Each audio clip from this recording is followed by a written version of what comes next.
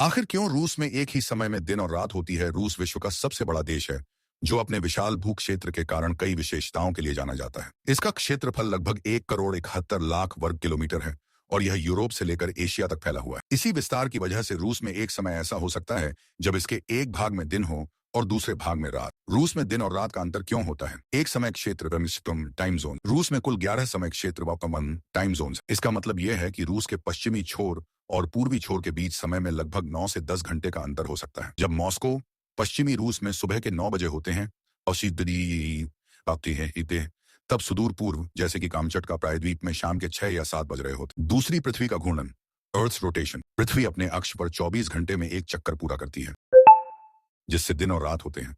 लेकिन चूंकि रूस बहुत लंबा देश है, पूर्व से पश्चिम की दिशा में, इसलिए सूर्य की किरणें एक ही समय पर पूरे रूस में नहीं पड़ती।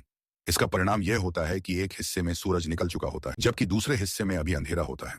3, भौगोलिक विस्तार। रूस की भौगोलिक स्थिति ऐसी है कि यह लगभग 9000 किलोमीटर की लंबाई में फैला हुआ। यह इतना बड़ा देश है कि इसकी सीमाएं पूर्व में जापान और अमेरिका, बेयरिंग जलदम भूमध्य के पार तक जाती हैं और पश्चिम में यूरोपीय देशों जैसे कि फिनलैंड और यूक्रेन से मिलती हैं। उदाहरण, अगर आप रूस के सबसे पश्चिमी शहर क्लाइपेडा, कालिनिंग्राड में हैं और वहां सुबह के 6 बजे हैं, तो वही समय रूस के सबसे पूर्वी शहर अनादिर में दोपहर के 3 बजे हो सकते हैं।